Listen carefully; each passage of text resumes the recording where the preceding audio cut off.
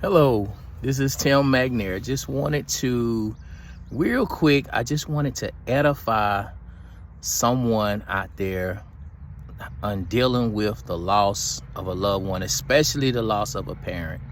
Um, as many of you know, since 2020, the beginning of the pandemic, we had an unprecedented time. We're in unprecedented time. We have all experienced tremendous losses over the last, I say, 3 years since 2020. In 2020, I lost my mother, who I was very, very fond of, very, very close to. And it was very, very hard for me.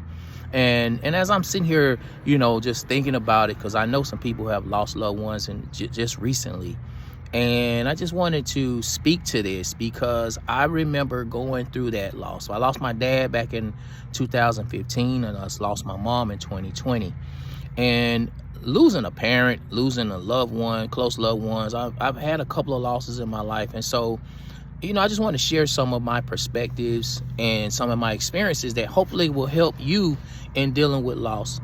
Number one, I just want everybody to understand this, that experiencing loss as far as death and transition is a natural part of life, and you're gonna feel that loss. When someone passes away, you're gonna feel grief. You're gonna feel that missing, because it's a reality that a lot of times we're not ready for. You know what I'm saying? Just to know that somebody was here yesterday and today they're gone and they'll never come back. That's a lot to process for many people, for I'd say for anybody.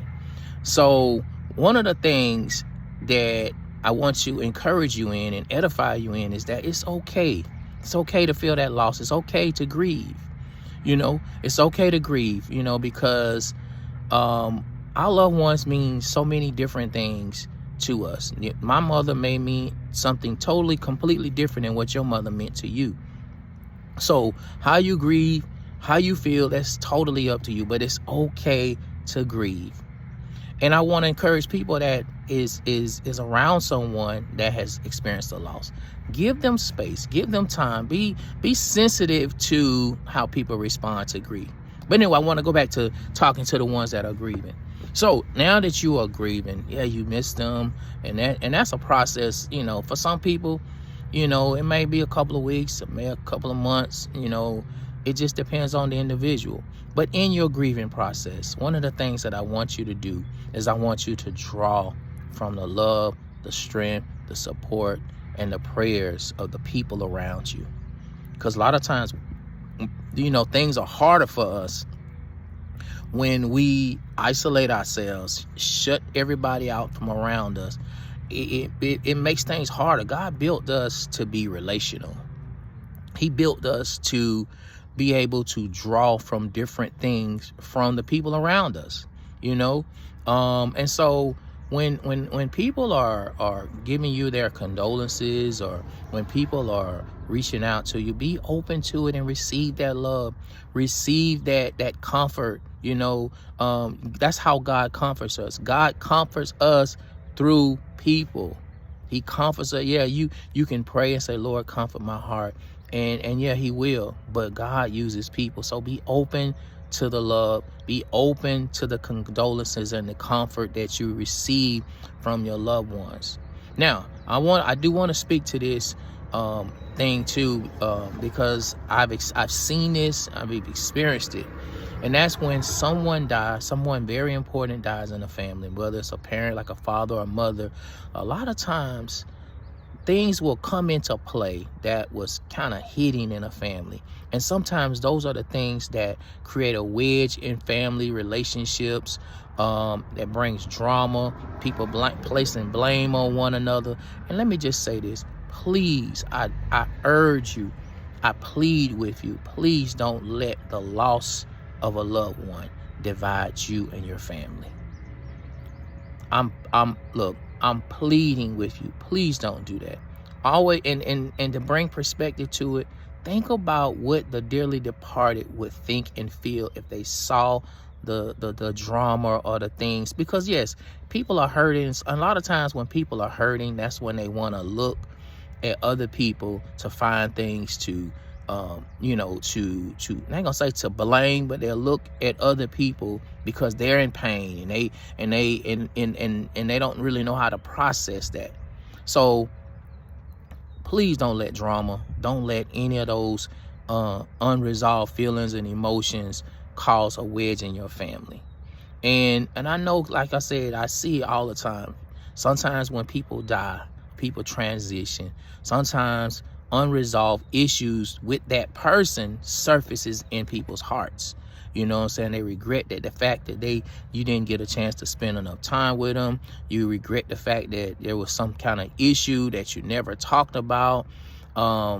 Whatever those things are, a lot of time those are the things that drive the grief. I know people who grieve so hard, and the grief, they confuse their grief with their regrets. And so one of the things I want you to do is to resolve your regrets. And you know, the thing about it is that there's nothing you can do about what you didn't say or what you didn't do to the dearly departed. But one of the things that you can do, and this is what I want to leave with you, one of the things that you can do is that you can purpose in your mind and your heart that the people that are still here in your life, that you resolve those things so that you don't repeat that cycle.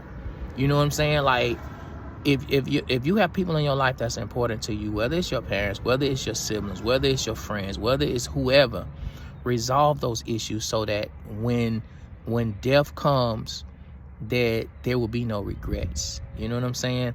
And I want to also leave you with this. This is the last thing. The last thing I want to leave you with is that when my mom died, when my mom transitioned to heaven, the thing that gave me confidence knowing that she is in heaven where she's lived her whole life to be. My mom's desire was to go and be with Jesus when she left this earth. And the thing that gave me comfort is knowing that she is there. You know what I'm saying? Our hope and our salvation is knowing that when we leave this earth, we will be with the Lord.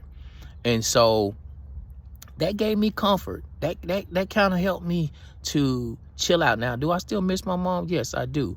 But I don't grieve her. And I have resolve in my heart too, because I did take the time to have those conversations with her while she was still living.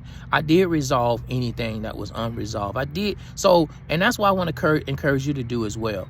But one of the things that you can do that'll help you in this process of missing a loved one, especially a parent, is take what they did in their life, make that a part of your life. You know, if your mom liked flowers or plants and gardening, you know, get you a plant that represents the relationship with your mom. Get you a plant, take it on, grow it, you know what I'm saying, and treat it as if your mom, you know, your mom loved that. You know what I'm saying? If your dad was a person that, you know, like I said, take some of the things that was near and dear to them, whether it's a traditions like Thanksgiving traditions or family traditions.